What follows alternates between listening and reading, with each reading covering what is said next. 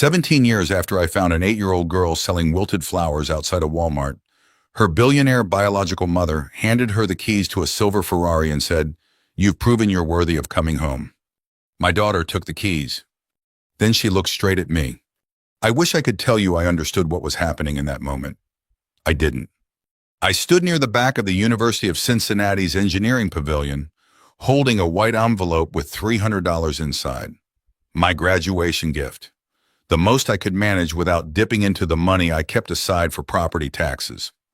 The suit I wore had been hanging in my closet since my retirement dinner. I'd lost 12 pounds since then, so the shoulders sagged and the pants felt loose around my waist.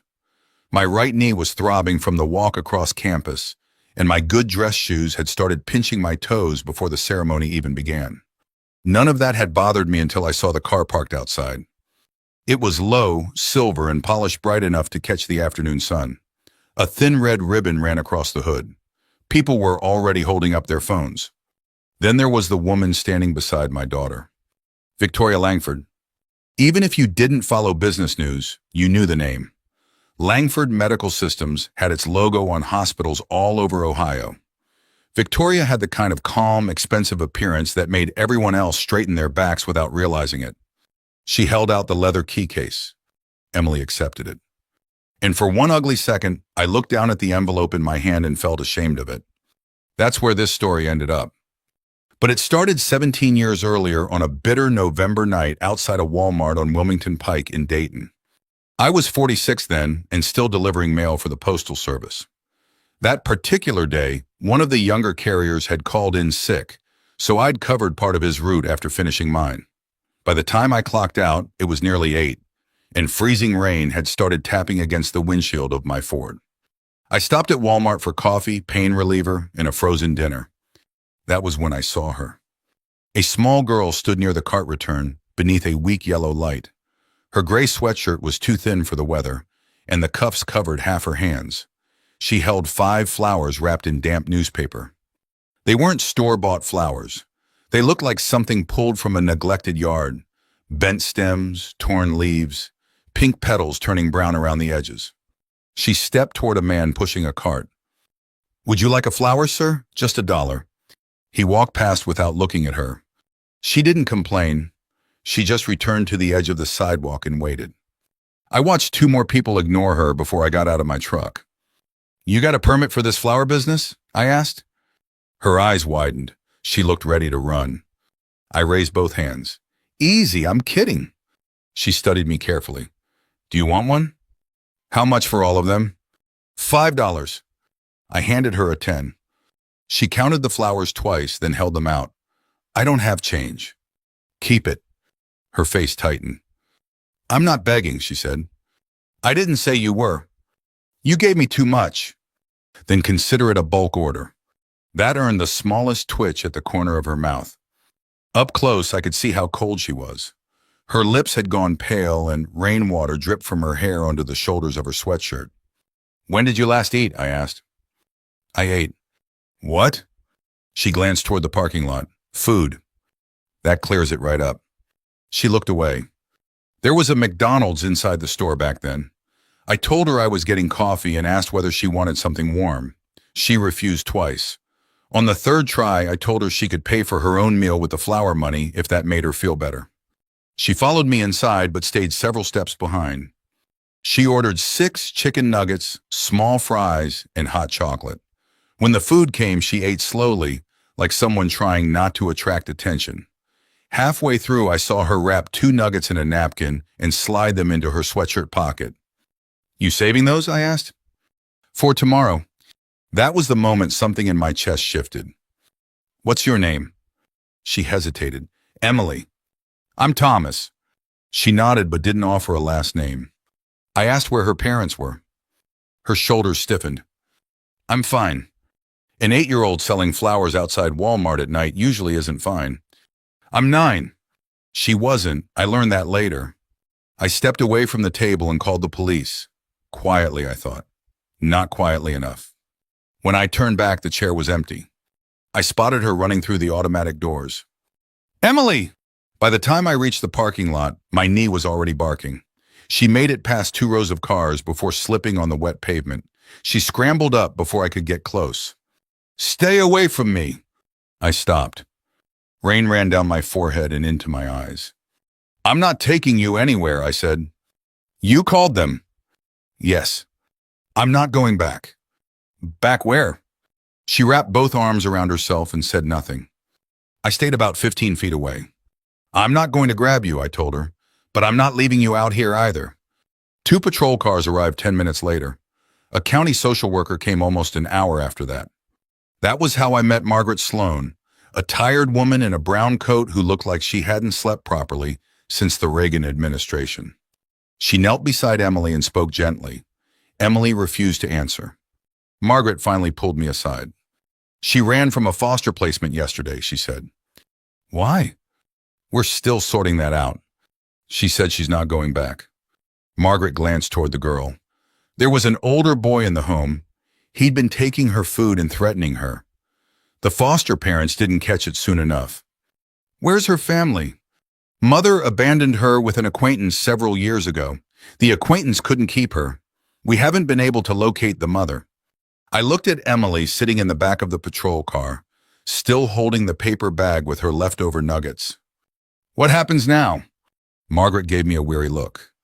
"Tonight, emergency placement. Tomorrow, paperwork." I didn't bring Emily home that night. Real life doesn't work the way it does in movies. You don't find a frightened child in a parking lot and simply decide she belongs to you. But the next morning I called Margaret. Then I called again 3 days later. In the following week, after Emily was moved to another temporary home, I asked if I could visit. Margaret said no at first. Then she explained what it would take for a single widower with no children to become a licensed foster parent. Background checks, home inspections, training sessions, financial reviews, interviews that sometimes felt more like interrogations. I signed up anyway. It took 7 months before Emily crossed the doorway of my little house in Belmont, carrying everything she owned in one black trash bag. She stood in the living room and looked around. "How long am I staying?" she asked. "As long as they let you." She didn't like that answer. For the first few weeks, she hid crackers under her mattress. She slept with her shoes beside the bed. Every morning, she packed her few belongings before school because she expected someone to move her again. One evening, she knocked a drinking glass off the kitchen counter. It shattered. Emily froze. Her hands went stiff at her sides. Her face lost all color. She looked at me the way a person looks at an approaching storm. I picked up the broom. "It's a glass, kiddo," I said. "We've got more." She stared at me. "That's it?" "What else would there be?" Her chin began trembling. Then she sat on the kitchen floor and cried so hard she could barely breathe. Nearly 2 years later, a judge finalized the adoption. Outside the courtroom, Emily held my hand and asked, "Does this mean they can't send me somewhere else?" "Not unless you plan on putting me in a nursing home someday." She laughed and called me Dad for the first time. Back then, I believed her biological mother had disappeared without knowing what became of her. I was wrong. Victoria Langford knew where Emily lived. She knew where she went to school. She even knew about the nights I worked overtime because we couldn't cover her medical bills. For 17 years, that woman watched from a distance. And she never once came to the door. The first year Emily lived with me, she didn't trust anything that couldn't fit inside a backpack. Food, clothes, school supplies, even people. Especially people. It took time before she stopped asking whether she was still staying every Sunday night. For a while, I thought the adoption papers would fix that. They didn't. A judge could change her last name in one afternoon, but he couldn't erase years of being moved from one house to another. So I learned not to make big speeches. I just kept showing up. When she was 10, I bought her a used Schwinn bicycle at a garage sale on Patterson Road. It was purple under 3 layers of chipped paint, and the front brake barely worked. Emily stood beside it in our driveway. "You bought that?" "For $12. "You got robbed." "I prefer to think I made an investment." "In tetanus." I laughed. "Get the sandpaper." We spent 2 Saturdays taking it apart and repainting it blue. The first time she tried riding without training wheels, she made it halfway down the sidewalk before tipping into Mrs. Callahan's hedge. I hurried toward her. "Don't touch it," she snapped. "I was going to help." "I can do it." She dragged the bike upright, climbed back on, and tried again with blood running down one shin. That was Emily.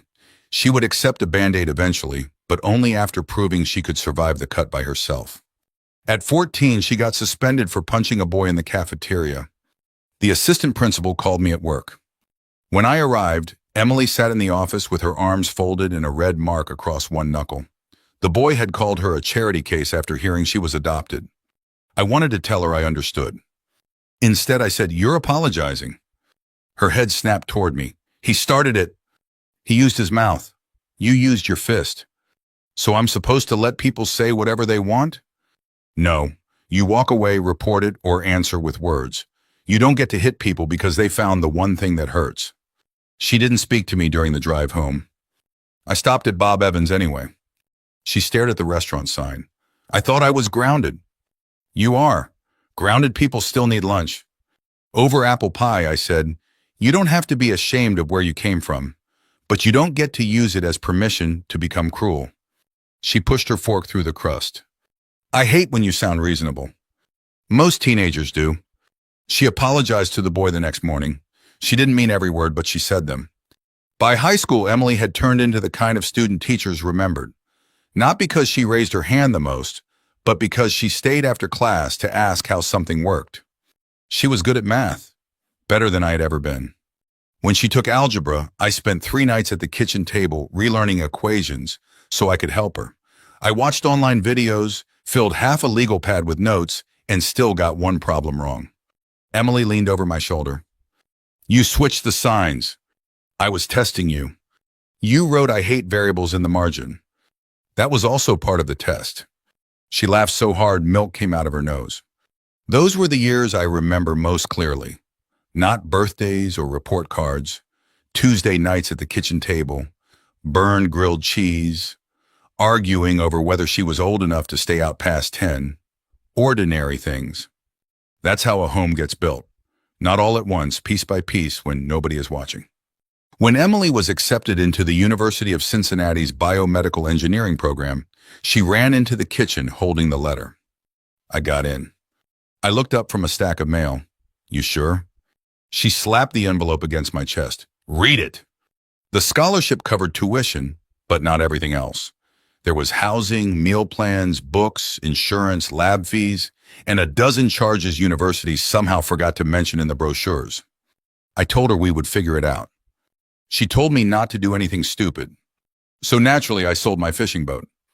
It wasn't much. A 19-foot aluminum boat with a faded green stripe and an outboard motor that needed prayer on cold mornings. My late wife and I used to take it to Indian Lake before she got sick. After she died, I kept it in the side yard under a blue tarp. I only took it out twice a year, but seeing it there made me feel like part of my old life was still waiting. A man from Springfield bought it for $4,800. I stood in the driveway as he hitched it to his truck. When he pulled away, the tires left 2 pale tracks in the grass. Emily came home that weekend and noticed immediately. "Where's the boat?" "Sold it." Her face changed. "Why?" "It was sitting there." Dad." "The motor was going." "Dad?" I sighed. "You needed the housing deposit." She put her backpack down hard. "I told you not to do that." "It was my boat." "It was Mom's too." That stopped me. She rarely mentioned my wife that way. She had never met her, but she knew every story. "I know," I said. "You don't have to keep giving things up for me. I'm not giving up my life." "That's what it looks like." I took a breath. "You're not taking anything from me, Emily. I'm choosing where to put it." She looked away and wiped her cheek with the heel of her hand. "One day," she said, "I'm buying you another boat. I'll settle for you paying your phone bill on time." She threw a dish towel at me. College changed both of us. Emily became more independent, which was exactly what I wanted and somehow harder than I expected. She stopped calling every night. She made decisions without asking me. Sometimes I found out about important things after they had already happened. At the same time, my body started reminding me I wasn't 46 anymore. My right knee had been bad for years, but then my lower back joined the complaint. 2 fingers on my left hand went numb after long drives. I started forgetting little things, where I left my glasses, whether I'd taken my blood pressure pill, why I had walked into the garage. Nothing serious, I told myself. Just age. I retired from the postal service earlier than planned after slipping on an icy porch during my route. The fall didn't break anything, but it finished what years of stairs and heavy mailbags had started. I didn't tell Emily how much pain I was in. She was working on her senior project, a mobility device designed to help older patients regain balance after surgery. The irony wasn't lost on me. One evening she called while I was heating canned soup. "Did you take your medication?" "Yes." "Which one?" "The pill-shaped one." "Dad." "I took it." There was a pause. "You sound tired." "I'm retired. Tired is in the job description." She didn't laugh. "You'd tell me if something was wrong, right?" "Of course." That answer came too quickly, and we both knew it. By graduation morning, I had convinced myself I was doing fine. I left Dayton at 5:30 in my 2005 Ford F-150, wearing the same Navy suit I'd worn to my retirement dinner. In the glove box was a white envelope with $300 and a handwritten note. "For whatever comes next." I parked farther from the engineering complex than I should have and walked slowly, pretending to admire the campus whenever my knee forced me to stop.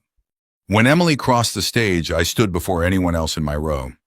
"That's my daughter," I told the woman beside me. She smiled. "I can tell." After the ceremony, graduates and their families moved to a reception at the engineering pavilion. A faculty member announced that a major donor would present a special award to Emily for her senior project.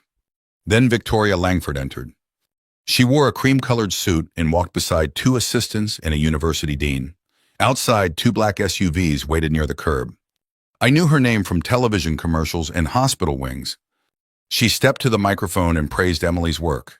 She spoke about innovation, discipline, and the importance of building a better future. Then her voice changed. "There is another reason this young woman matters to me." Emily went still. Victoria turned toward her. "I am her biological mother." Nobody cheered. For several seconds, the only sound was the air conditioning humming above us. I looked at Emily expecting shock, but she wasn't shocked. That frightened me more than the announcement. Victoria's assistant brought forward a small red leather box. Inside was a Ferrari key. Through the glass wall, I could see the silver car waiting outside with a ribbon across the hood. Victoria smiled at my daughter. "You've spent years proving what kind of woman you are," she said. "You've proven you're worthy of coming home."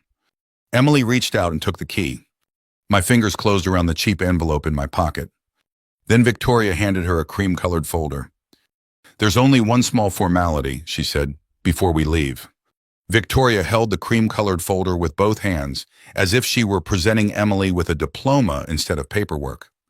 "This is simply to protect everyone's privacy," she said. "Nothing complicated." A man standing behind her opened a pen and offered it to Emily. That small gesture bothered me more than it should have. They had brought the pen. They had marked the pages. They had expected her to sign. Emily accepted the folder, but not the pen. "What exactly am I signing?" she asked. Victoria gave a patient smile.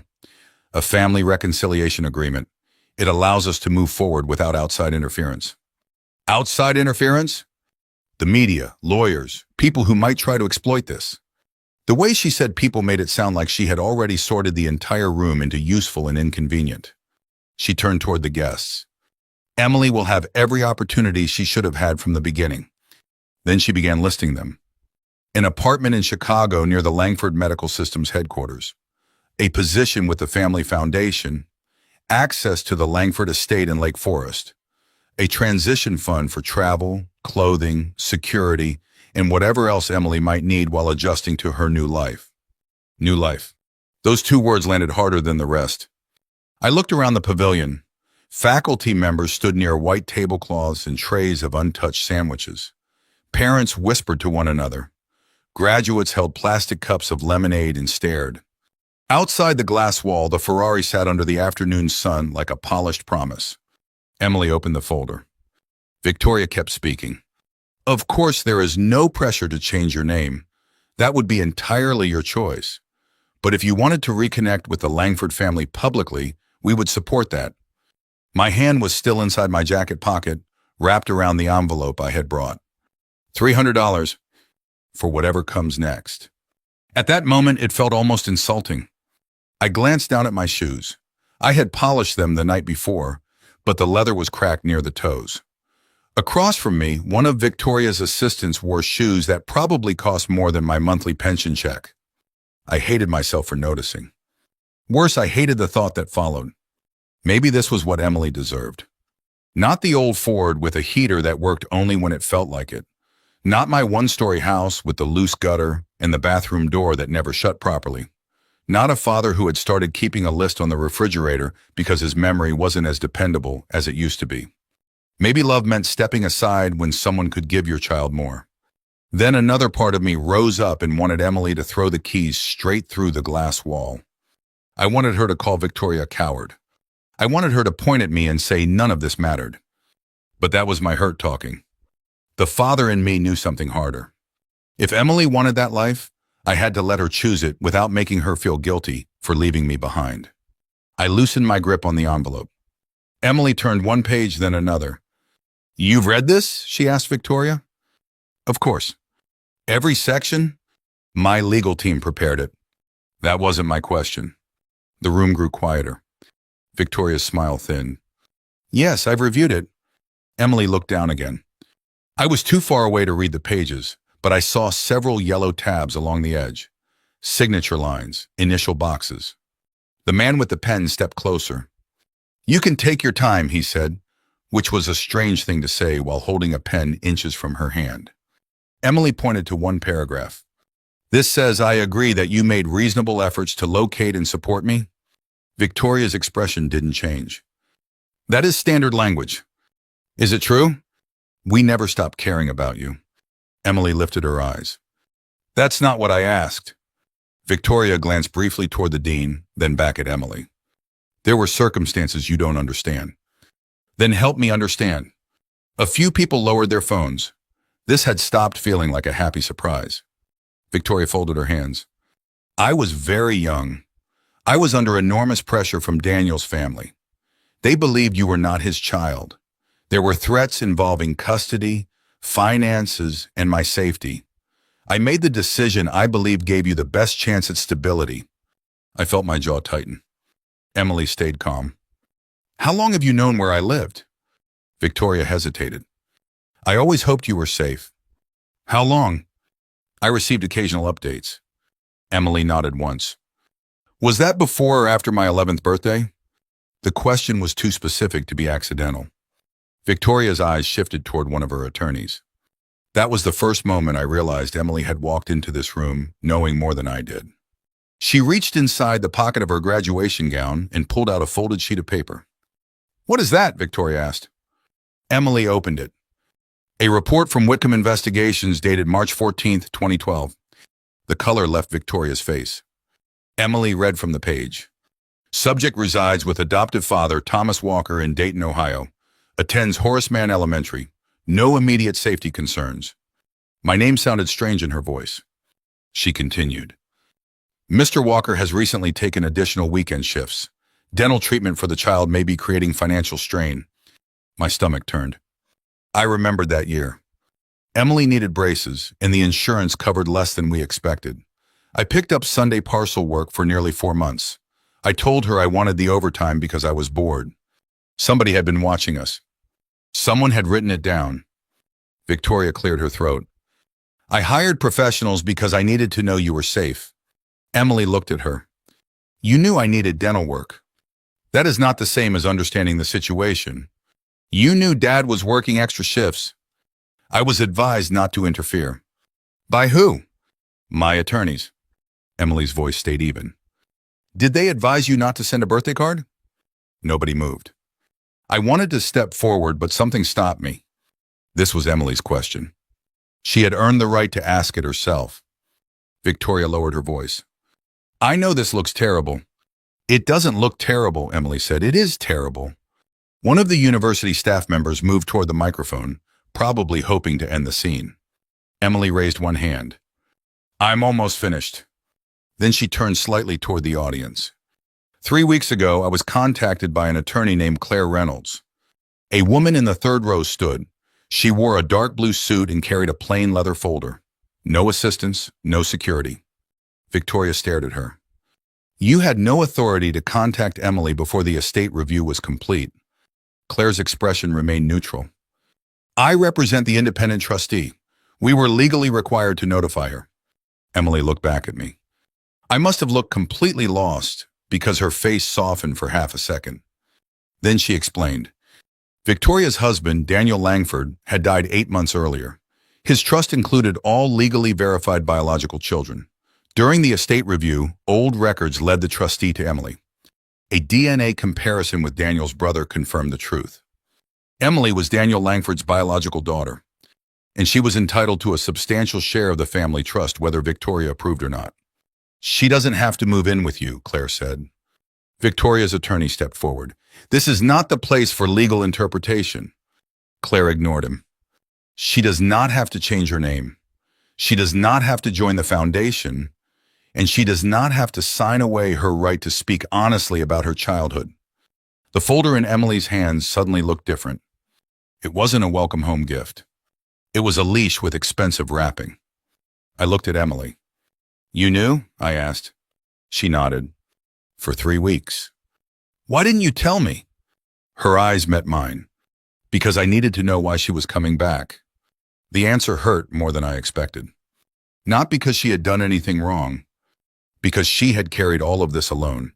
Victoria took a step toward her. Emily, we can discuss this privately. You are being overwhelmed by people with their own agendas.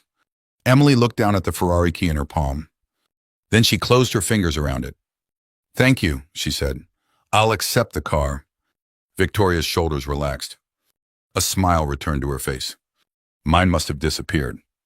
Then Emily turned toward Claire. Now I'd like my attorney to explain what Mrs. Langford expected in return.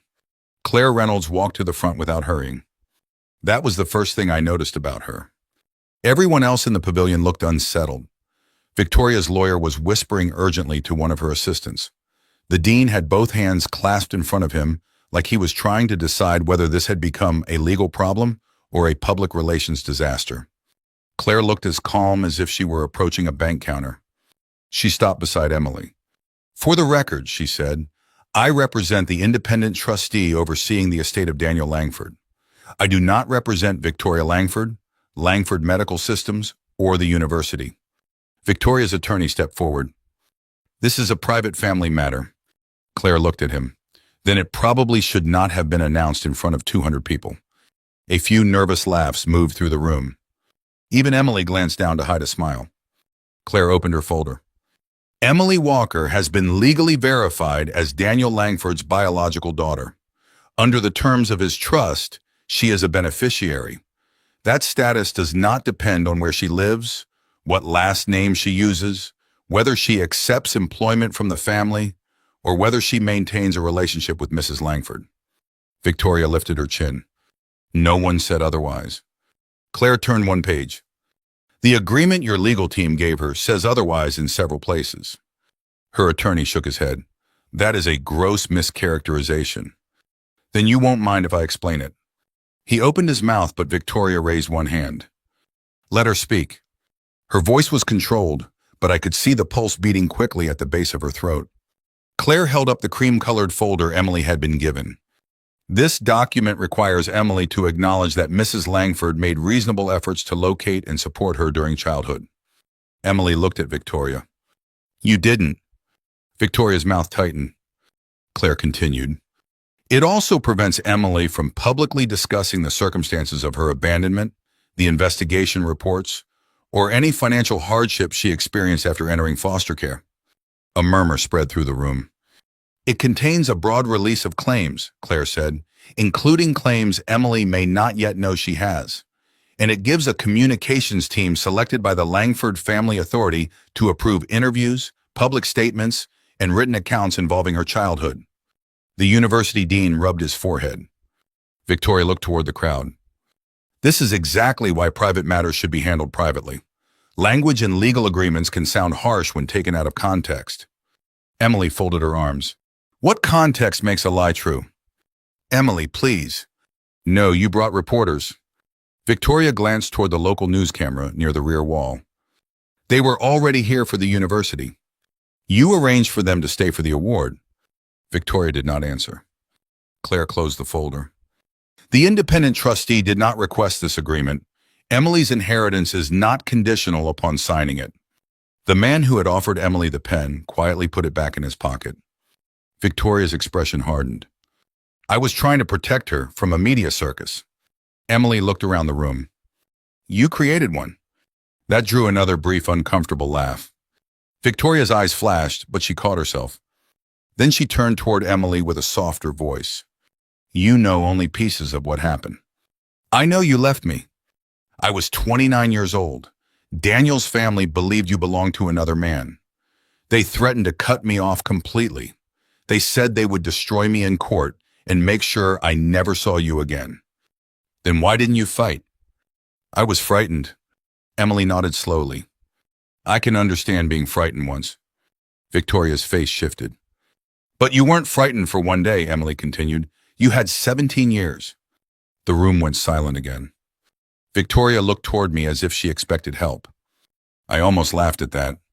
Instead, I asked the question that had been sitting in my chest since Emily read the investigator's report. Did your lawyers tell you not to send her a birthday card? Victoria looked at me. For the first time that day, she seemed to really see me. Not as the gray-haired man standing near the wall, not as an obstacle, as the person who had been there while she watched from somewhere else. I was told contact could destabilize her placement, she said. For 17 years? She looked away. I wanted to tell her about the night Emily had her appendix removed and woke up asking whether I would still be there in the morning. I wanted to tell her about the time I worked Christmas Eve because I was short on the orthodontist bill. I wanted to hold up every sacrifice like a receipt. But then I saw Emily standing beside Claire. This wasn't my trial, and love wasn't a debt I needed to collect in public. So I stepped back. Emily noticed. She took a breath. You keep saying you watched because you cared, she said to Victoria, but watching isn't parenting. Her voice wasn't loud. It didn't need to be. She pointed toward me. He didn't watch. He showed up. Victoria's eyes moved to me again. Emily continued. He sat beside me when I was sick. He learned algebra because I was too embarrassed to tell my teacher I didn't understand it. He worked weekends and told me he was bored. He sold the one thing he kept from his life with his wife so I could pay my housing deposit. My throat tightened. Emily, I said quietly. She shook her head. You never once told me I had to become successful to make any of that worth it. Then she faced Victoria. You didn't come back because I finally became your daughter. You came back because a DNA test made me valuable to your family.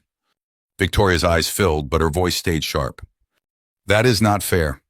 No, Emily said, it isn't. She opened her hand.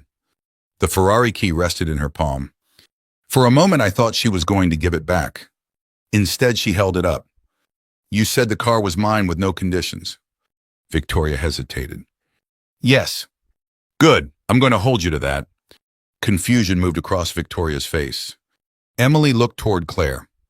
Can we transfer it directly to the Miami Valley Foster Youth Alliance? Claire nodded. Once the title is completed, yes. Victoria stepped forward.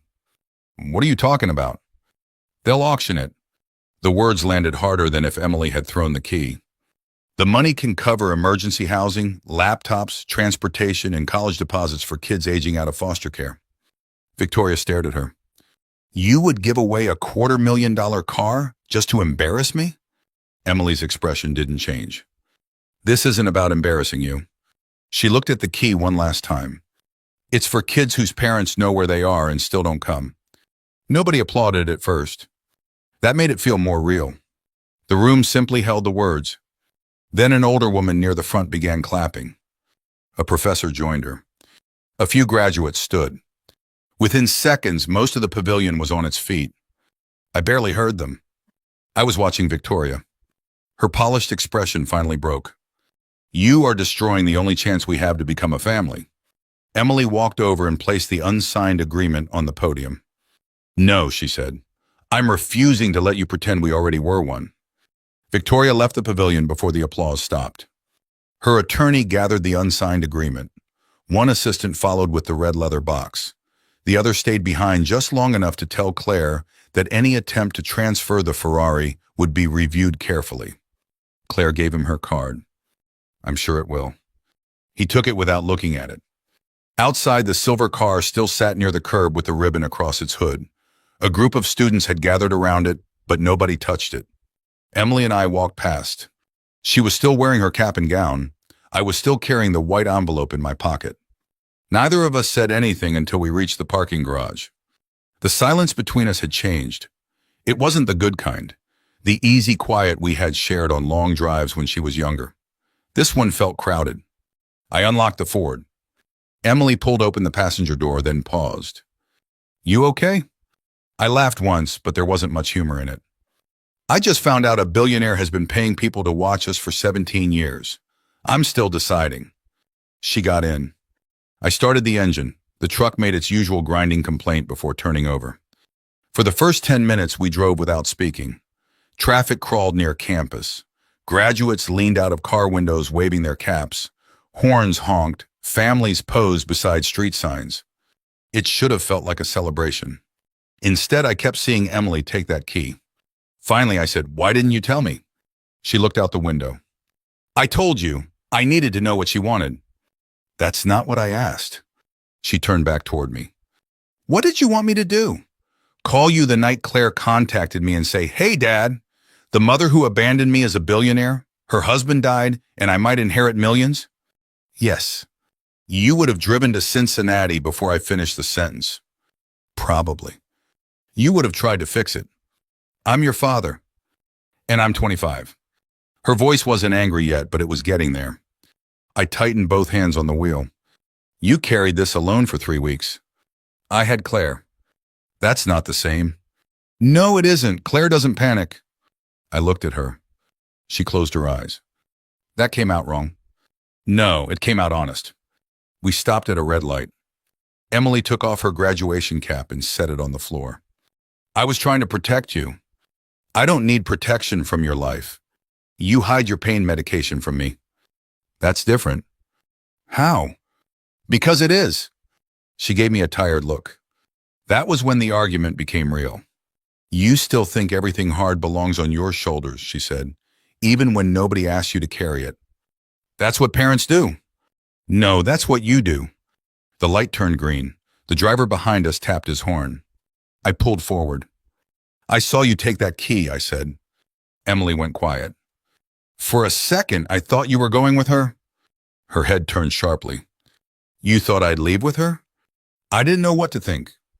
"After everything?" "It wasn't about trusting you." "It sounds exactly like that." I exhaled hard. "It was about me." She waited.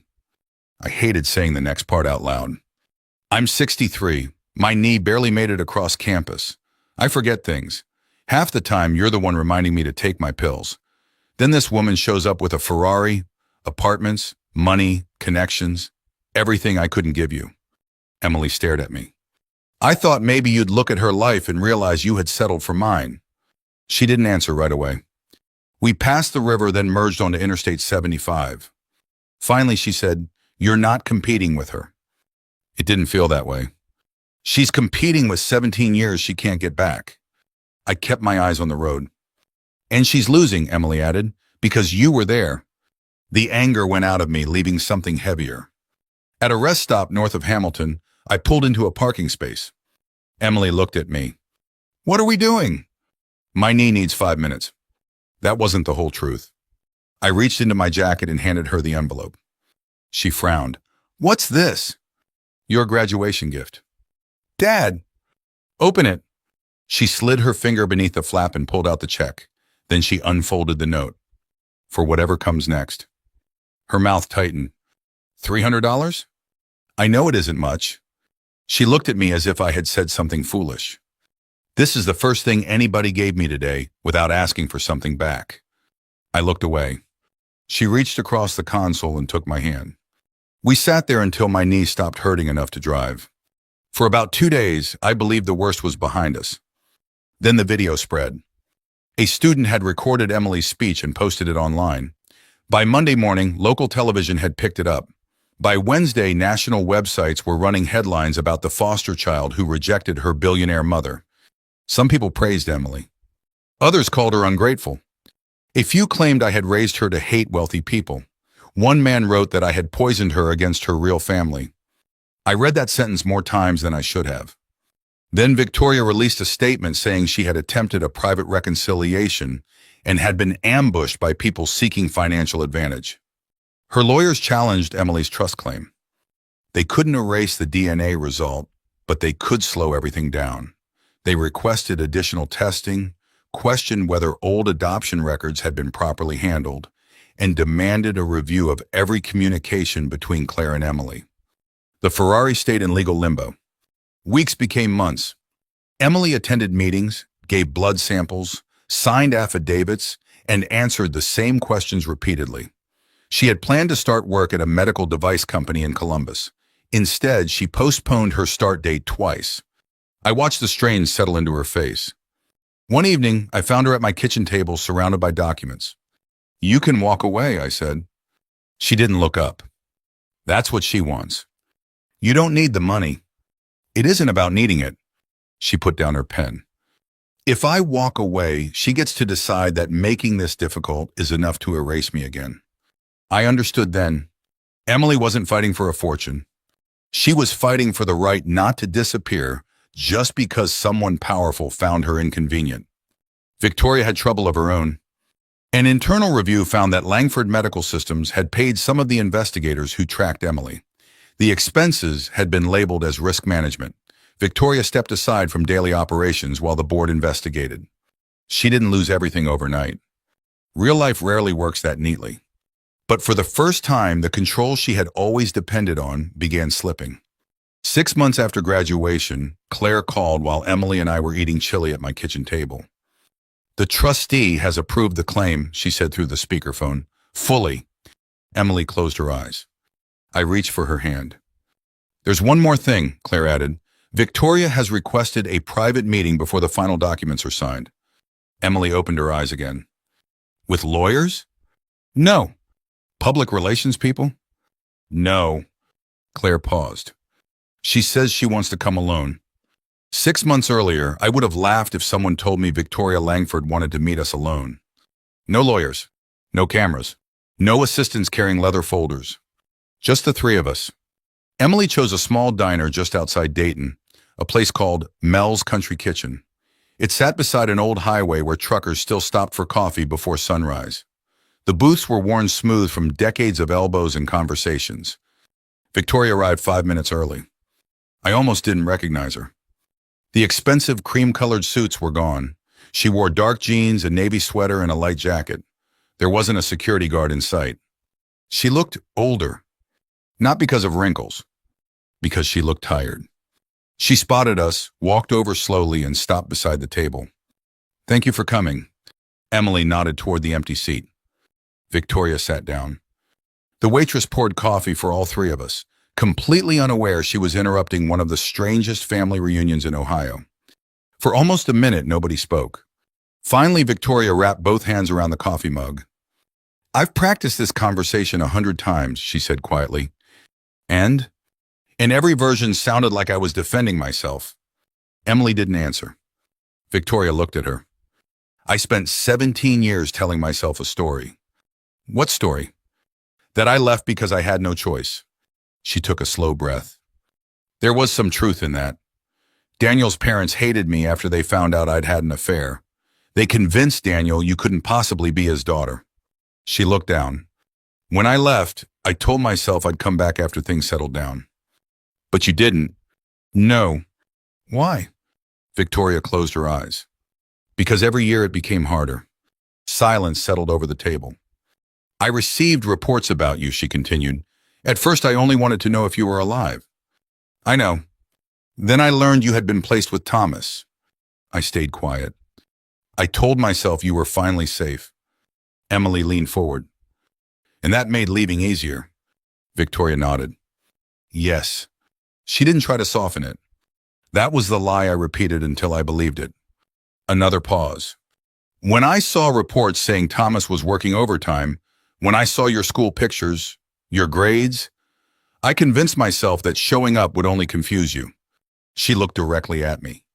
"The truth is, I wasn't protecting Emily. She swallowed. I was protecting myself. Those words hung between us. No excuses followed. No attempt to explain them away. Just the truth. I was terrified, she whispered. Of what? Emily asked. Of seeing the damage I'd done. The waitress returned with breakfast. Nobody touched it.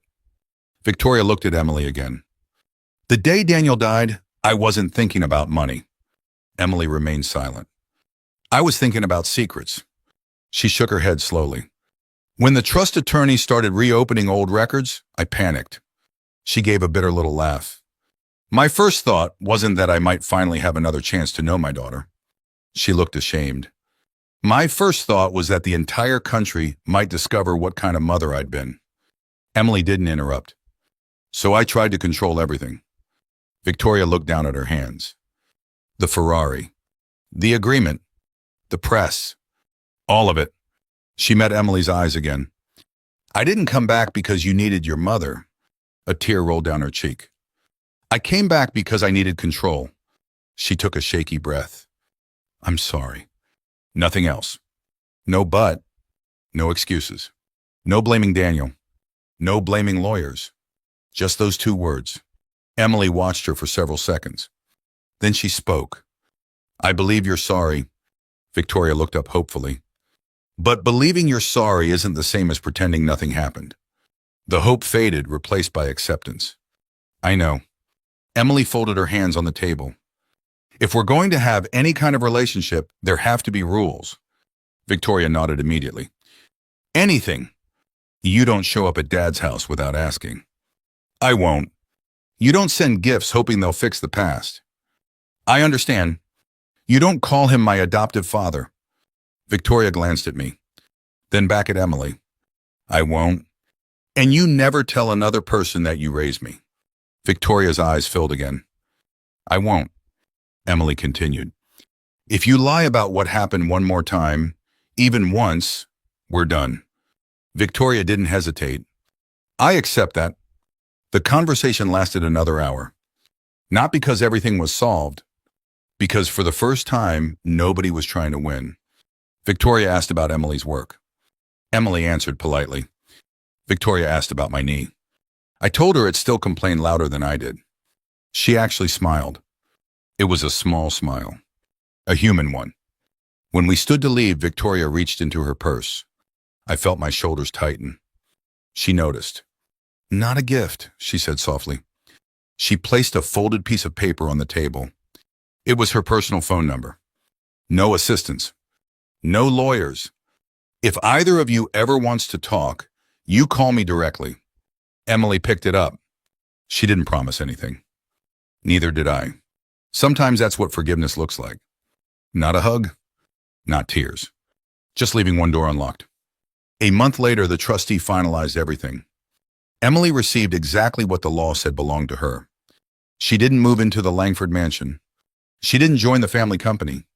She kept working as an engineer. The Ferrari was transferred, auctioned, and turned into scholarships, housing assistance, laptops, and transportation grants for young adults aging out of foster care. Emily paid off the remaining mortgage on my house. I argued for 3 days. I don't need you paying my bills. She smiled. You didn't raise me so I'd owe you. Exactly. You raised me so I'd know how to take care of people. I couldn't think of a good argument after that.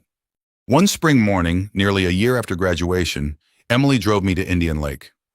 There was a used aluminum fishing boat tied to the dock. Not fancy. Not expensive. Just about the right size. She tossed me the keys. You kept your promise, I said. No. She laughed. You kept yours. We spent the afternoon catching almost nothing. It was perfect. Before we drove home, Emily asked me to take one picture. Not beside the boat. Not beside the lake. Beside my old 2005 Ford F-150. She slipped her arm through mine. Smile, Dad. I did. That picture still sits on my fireplace. People sometimes ask why there isn't a photo of the Ferrari, or the Langford estate, or the day Emily inherited enough money to change her life forever. The answer is simple. Those things changed her future. The old Ford reminds us who carried her there. Getting older has taught me something I wish I'd understood sooner. Most parents aren't afraid of growing old because of wrinkles, aching joints, or smaller retirement checks. We're afraid of becoming unnecessary, of waking up one morning and realizing the people we spent our lives loving have simply moved beyond us. Emily taught me something different. If you spend years raising someone with patience, honesty, and unconditional love, they may someday stop needing you to solve every problem. But they'll never stop knowing where home is. Blood can explain where a child begins. It cannot explain who stayed. Victoria gave Emily life. I was lucky enough to share the rest of it. Thank you for listening to my story. If someone in your life proved that family is built by love instead of blood, I'd love to hear about them. Sometimes those stories remind us what really matters.